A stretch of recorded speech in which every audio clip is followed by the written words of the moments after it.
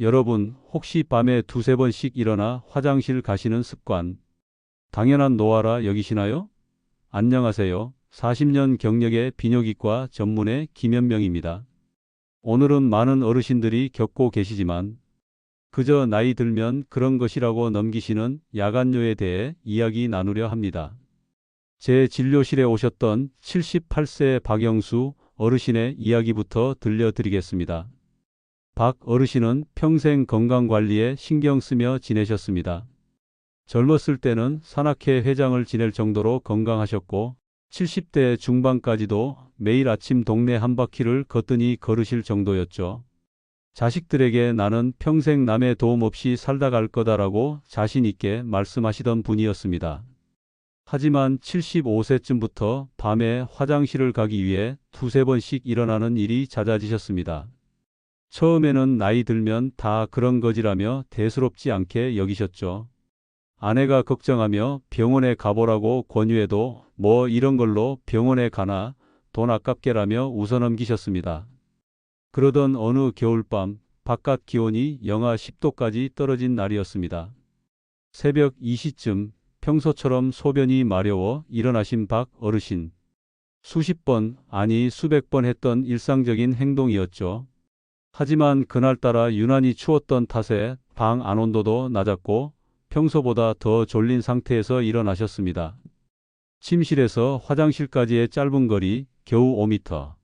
남짓한 그 길이 어르신의 인생을 완전히 바꿔놓을 줄은 누구도 예상하지 못했습니다.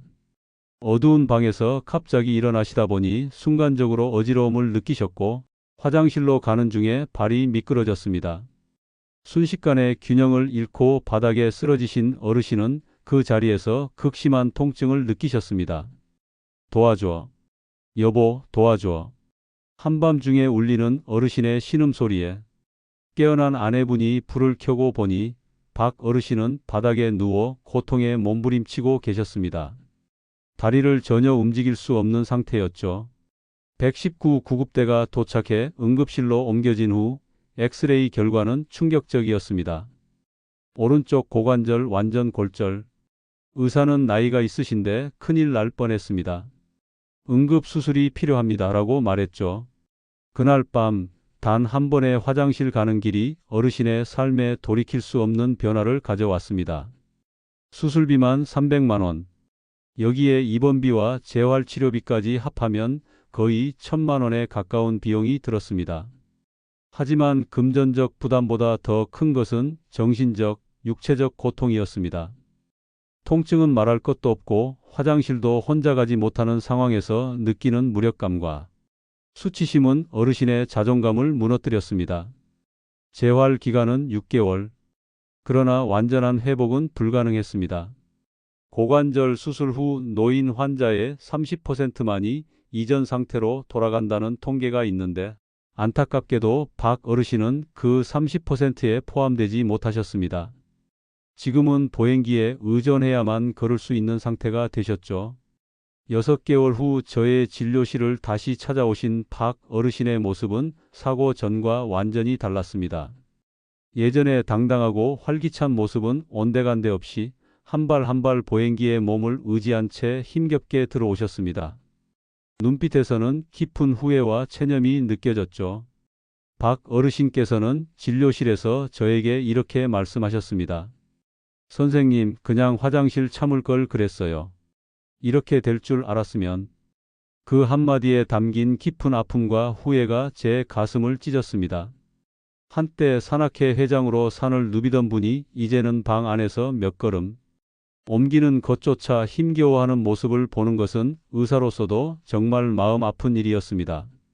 더 안타까운 것은 이것이 결코 드문 일이 아니라는 점입니다. 제 40년 진료 경험 중 이런 사례를 수십 번은 보았습니다. 밤중에 화장실을 가다 넘어져 골절되는 사고는 노인 외상의 가장 흔한 원인 중 하나입니다. 여러분, 야간뇨가 있는 어르신들은 낙상 위험이 무려 3배나 증가합니다.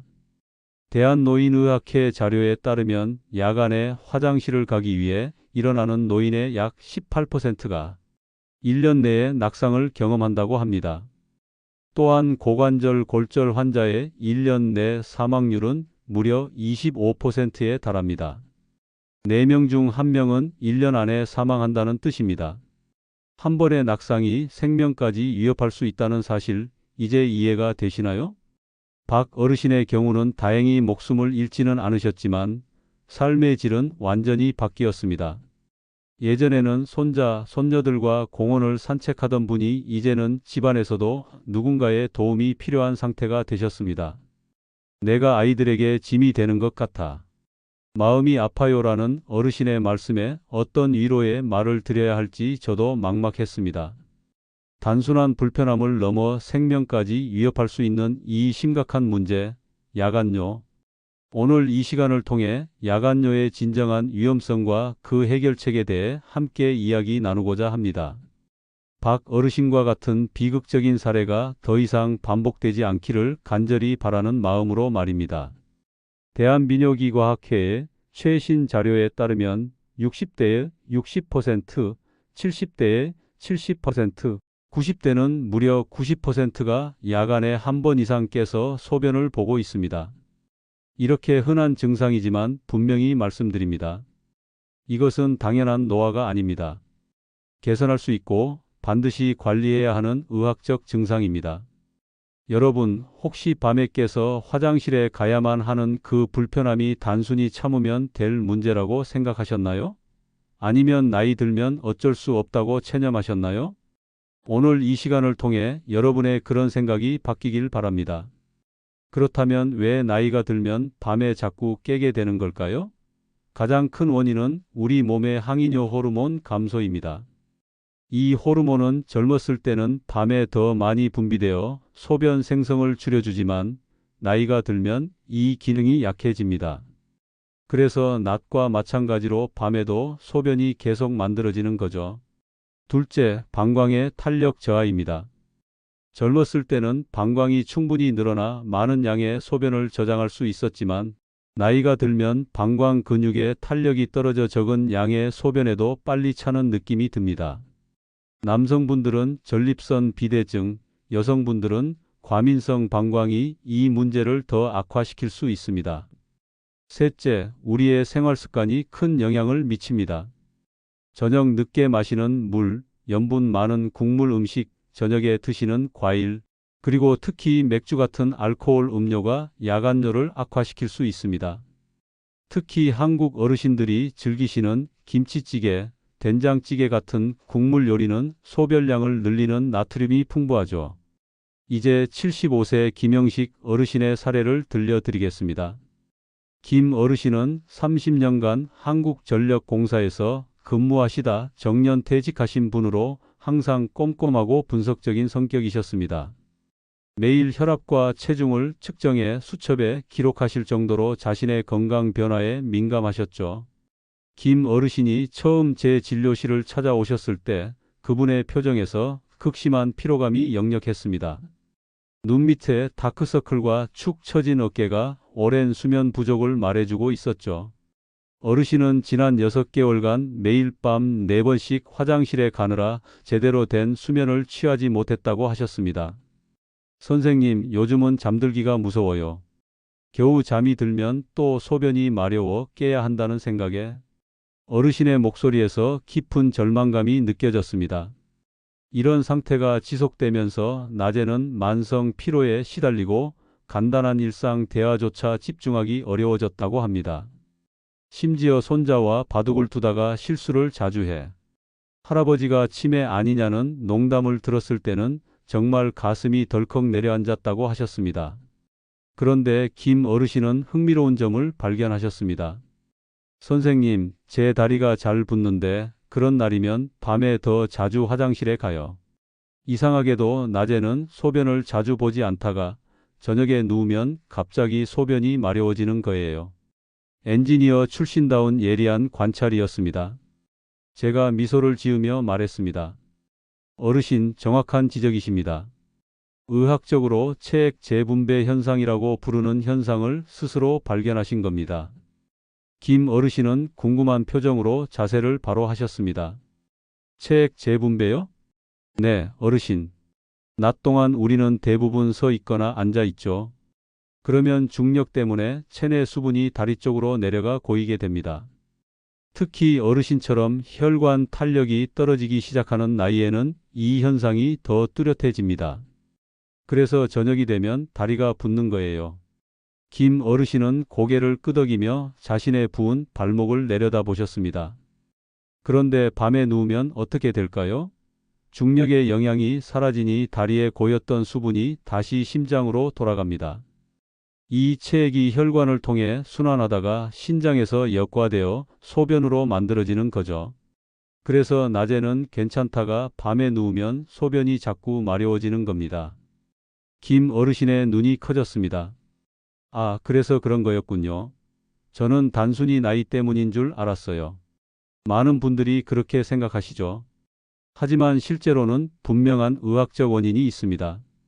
어르신의 경우 신부전 초기 증상일 가능성도 있어 추가 검사가 필요할 것 같습니다. 왜냐하면 심장 기능이 약해지면 낮 동안 체액이 다리에 더 많이 고이고 밤에 더 많은 소변이 만들어질 수 있거든요.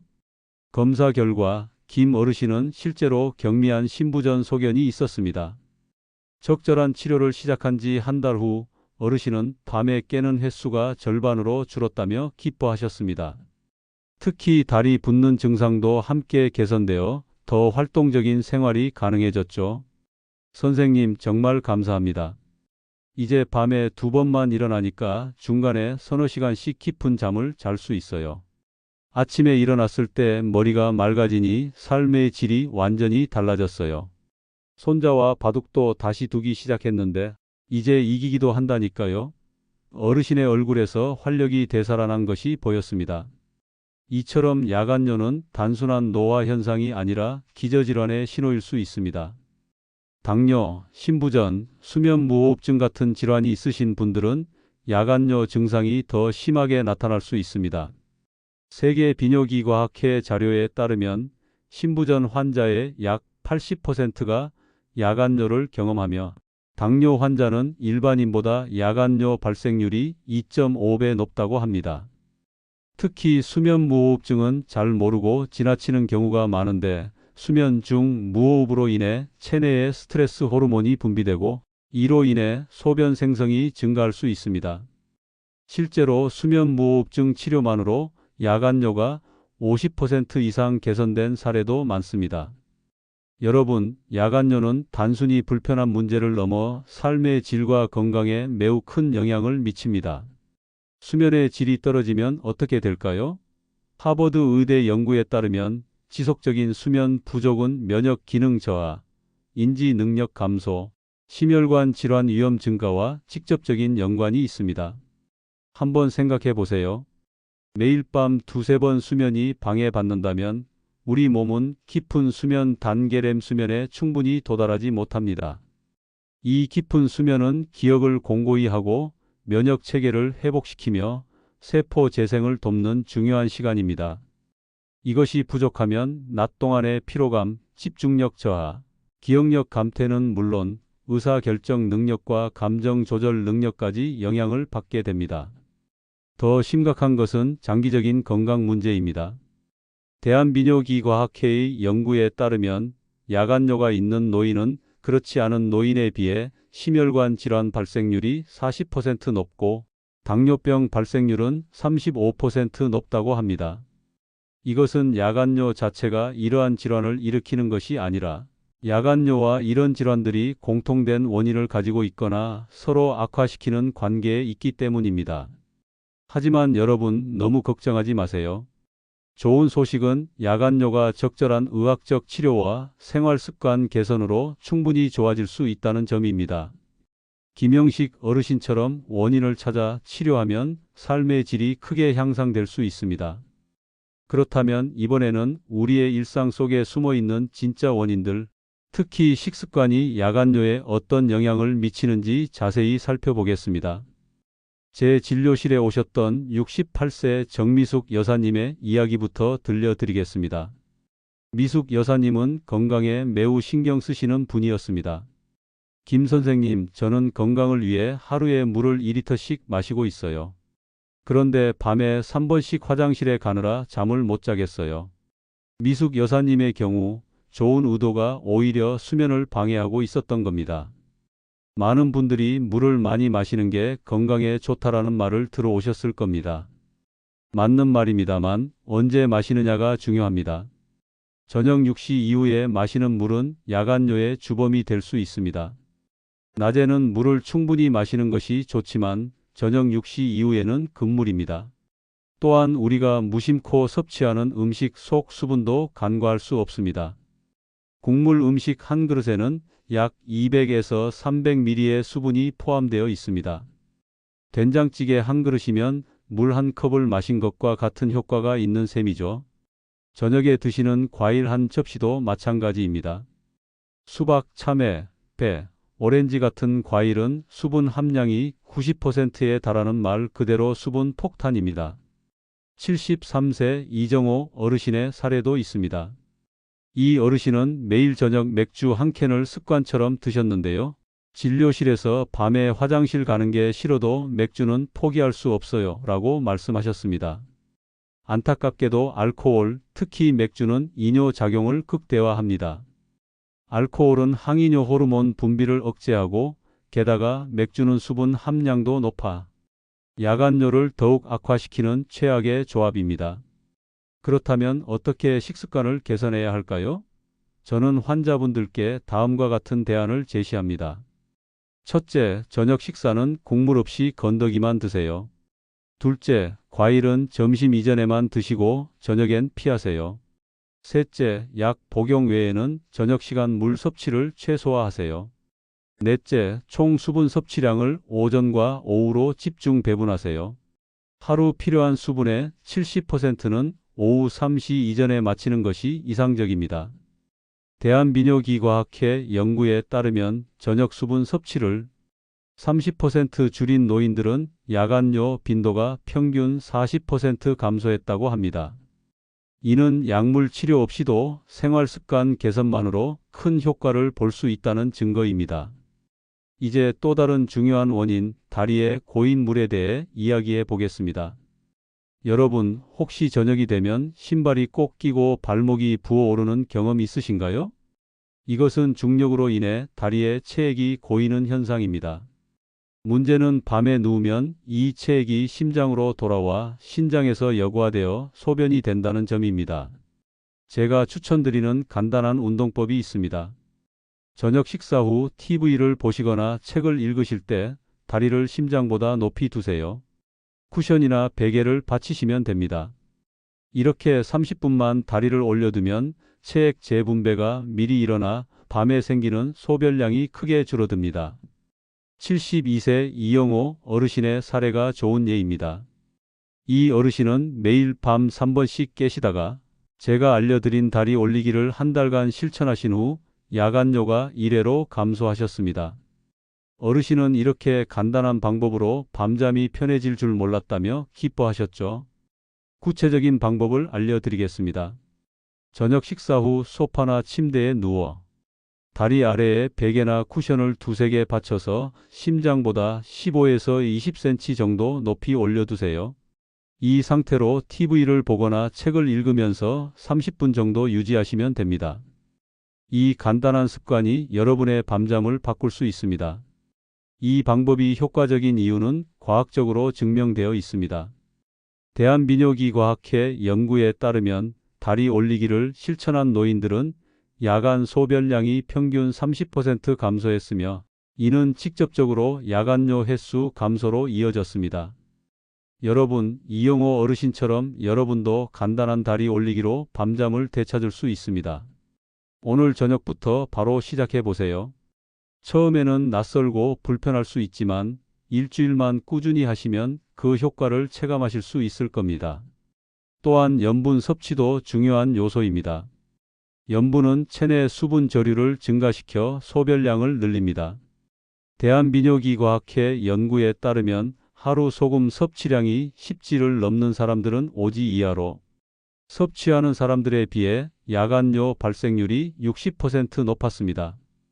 우리나라 노인의 평균 소금 섭취량은 약 12g으로 이는 세계보건기구 권장량 오지의 2배가 넘습니다. 여러분, 야간뇨의 원인은 복잡하지만 해결책은 의외로 단순할 수 있습니다. 저녁 6시 이후 수분 섭취를 줄이고 30분간 다리를 올리는 두 가지만 실천해도 큰 효과를 볼 수 있습니다. 작은 생활 습관의 변화가 여러분의 밤을 완전히 바꿔 놓을 수 있습니다. 다음 시간에는 오늘 밤부터 바로 실천할 수 있는 더 구체적인 방법들에 대해 이야기해 보겠습니다. 함께 편안한 밤을 되찾아 봅시다. 여러분, 지금까지 야간뇨의 원인과 그 배경에 대해 살펴보았습니다. 이제는 실질적인 해결책, 오늘 밤부터 바로 실천할 수 있는 방법들에 대해 이야기해 보겠습니다. 제가 40년 동안 수많은 환자분들께 권해드린 그리고 실제로 효과를 본 5가지 핵심 습관을 알려드리겠습니다. 첫째, 저녁 6시 이후에는 물, 국물, 과일 섭취를 제한하세요. 목이 마르다면 한두 모금 정도만 드시고 약을 드실 때도 최소한의 물만 사용하세요. 이 시간 이후에 모든 수분은 밤중에 화장실로 향하게 된다고 생각하시면 됩니다. 대한민요기과학회 연구에 따르면 저녁 수분 섭취를 줄인 노인들의 90%가 야간뇨 감소를 경험했습니다. 둘째, 식후에는 30분간 다리를 심장보다 높이 올려두세요. 저녁 뉴스를 보시거나 책을 읽으실 때 소파에 누워 다리를 쿠션 위에 올려놓으시면 됩니다. 이렇게 하면 다리의 고인 체액이 미리 심장으로 돌아가 밤에 소변으로 배출되는 양을 줄일 수 있습니다. 임상 연구 결과 이 방법만으로도 야간뇨 횟수가 평균 40% 감소했습니다.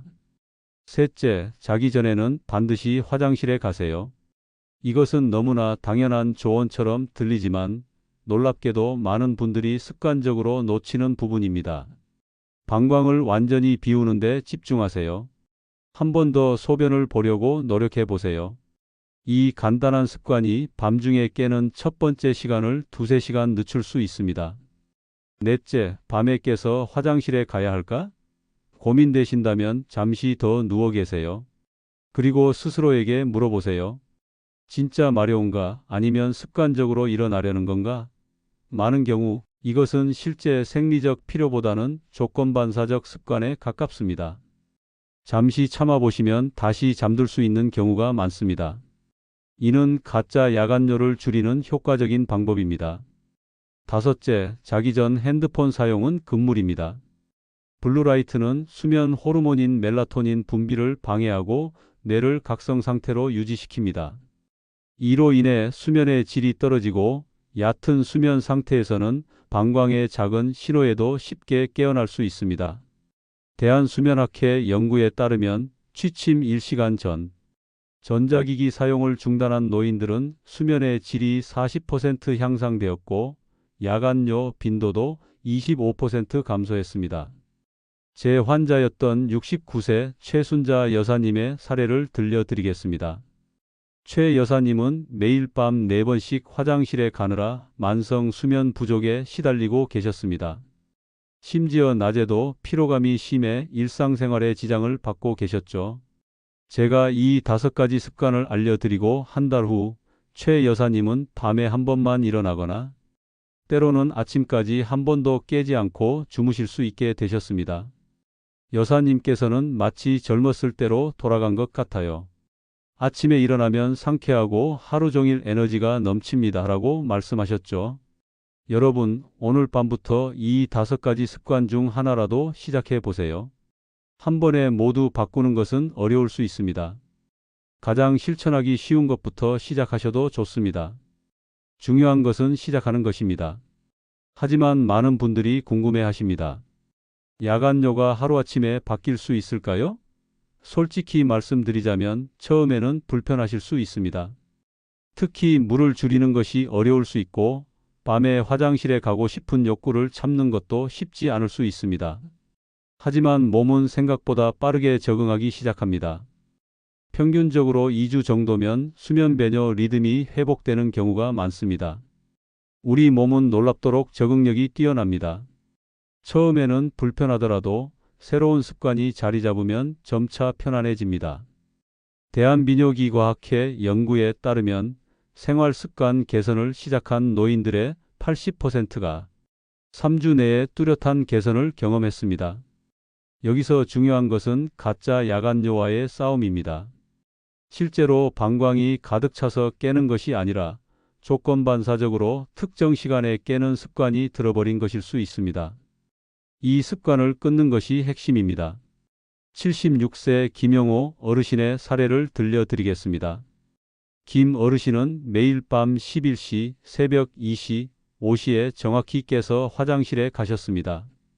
우연의 일치처럼 보였지만 사실은 몸이 그 시간에 깨도록 조건화된 것이었습니다. 제가 알려드린 방법으로 진짜 마려운지 생각해보는 습관을 들이신 후 2주 만에 새벽 2시에 깨는 횟수가 절반으로 줄었고 한 달 후에는 밤에 한 번만 일어나게 되셨습니다. 저는 진료실에서 환자분들께 항상 이렇게 말씀드립니다. 한 번만 참아보세요. 처음 3일이 가장 중요합니다. 몸은 생각보다 빠르게 적응합니다.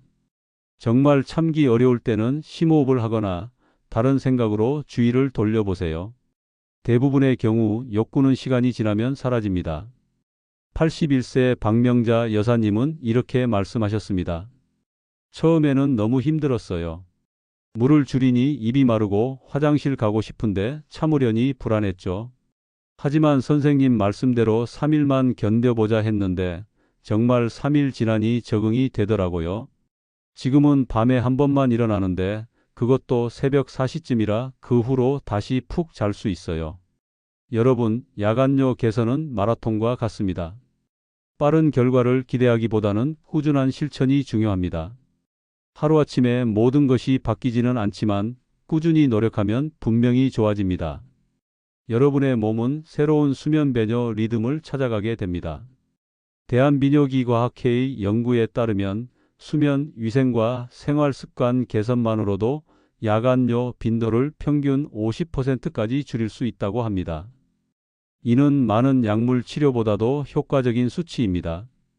77세 정영수 어르신은 처음에 선생님, 제 나이에 이런 습관을 바꿀 수 있을까요? 라고 의심스러워 하셨습니다. 하지만 한 달 후 진료실에 다시 오셔서는 눈물을 글썽이며 10년 만에 처음으로 밤새 한 번도 안 깨고 잤어요. 이렇게 푹 자는 기분이 어떤 건지 거의 잊고 살았네요. 라고 말씀하셨습니다. 여러분도 정 어르신처럼 변화를 경험할 수 있습니다. 처음엔 불편하더라도 조금만 참고 실천해 보세요. 몸은 생각보다 빠르게 적응합니다. 무엇보다 여러분의 건강과 삶의 질을 위한 투자라고 생각하시면 좋겠습니다. 하지만 생활 습관 개선에도 불구하고 야간뇨가 계속된다면 어떻게 해야 할까요?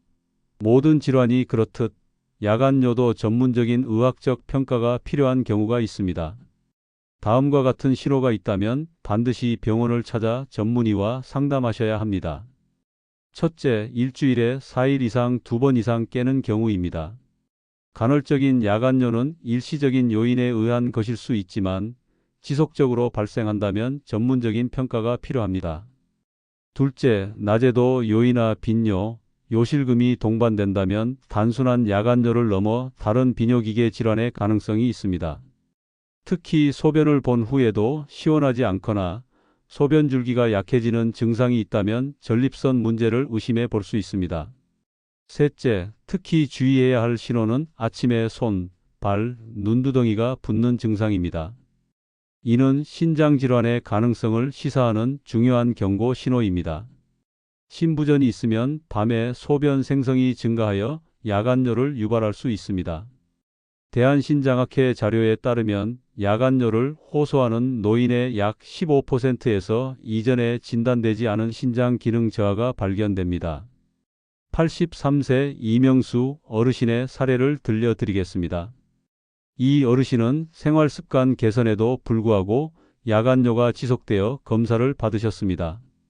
검사 결과 초기 당뇨병성 신증이 발견되었고 적절한 치료를 시작할 수 있었습니다. 이 어르신께서는 야간뇨 때문에 병원에 왔다가 더 큰 문제를 조기에 발견했네요. 정말 다행입니다. 라고 말씀하셨습니다. 병원에서는 어떤 검사를 하게 될까요? 기본적으로 소변 검사를 통해 요로 감염이나 당뇨 여부를 확인합니다. 또한 배뇨일지 작성을 통해 소변 패턴을 분석하고 초음파 검사로 방광 비움 정도와 전립선 크기를 평가합니다. 필요에 따라 심장 및 신장 기능 검사도 시행할 수 있습니다. 요즘은 비침습적인 검사들이 많이 발달해서 고통 없이 정확한 진단이 가능합니다. 또한 야간뇨의 원인이 발견되면 맞춤형 치료를 통해 효과적으로 관리할 수 있습니다. 예를 들어 전립선 비대증으로 인한 야간뇨는 적절한 약물 치료로 큰 개선을 볼 수 있습니다. 여러분, 야간뇨가 지속된다고 해서 포기하지 마세요. 적절한 의학적 평가를 통해 원인을 찾고 그에 맞는 치료를 받으면 건강한 수면을 되찾을 수 있습니다. 여러분, 지금까지 야간뇨의 원인부터 해결책까지 함께 알아보았습니다. 이제 마무리 말씀을 드리며 여러분의 실천을 응원하고자 합니다. 오늘부터 단 하나라도 실천해 보세요. 저녁 물 줄이기, 다리 올리기, 자기 전 핸드폰 끄기. 어떤 것부터 시작하실 건가요? 이 작은 선택이 여러분의 밤과 삶을 바꿀 수 있습니다. 79세 김영애 여사님은 밤에 4번씩 깨시다가 저녁 6시 이후 물 마시지 않기와 다리 올리기 2가지만 실천하셨는데 2주 만에 밤에 한 번만 깨게 되셨습니다. 여사님은 이렇게 간단한 방법으로 이런 변화가 있을 줄 몰랐어요. 이제는 아침에 일어날 때 피곤하지 않고 하루가 달라졌어요 라고 말씀하셨습니다. 85세 박정민 어르신은 야간뇨로 10년 넘게 고생하시다가 제가 알려드린 5가지 습관을 모두 실천하셨습니다. 한 달 후 어르신께서는 김 선생님 거짓말 같아요. 저는 내 나이엔 이런 게 당연하다고 생각했거든요.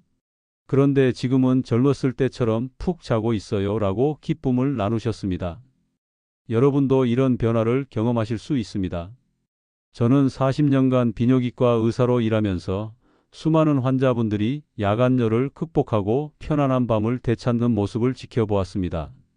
나이가 들었다고 해서 밤에 깨는 것이 당연한 일은 아닙니다. 여러분, 오늘부터 단 하나라도 실천해 보세요. 댓글로 오늘부터 실천할 한 가지를 써보시면 어떨까요? 서로의 결심을 나누고 응원하면 더 꾸준히 실천할 수 있을 것입니다. 야간뇨는 단순히 나이 탓이 아닙니다. 의학적 원인, 생활 습관, 그리고 조금의 실천이 모이면 반드시 좋아집니다. 밤에 깨지 않고 푹 자는 것 70대에도 80대에도 가능한 일입니다. 오늘 말씀드린 내용이 여러분의 밤을 편안하게 만들어 드리는데 조금이나마 도움이 되었기를 바랍니다. 건강한 밤, 행복한 아침을 맞이하시길 진심으로 기원합니다. 이 작은 선택이 여러분의 밤과 삶을 바꿀 수 있습니다. 오늘 밤부터 달라질 수 있습니다. 함께 시작해 보실까요?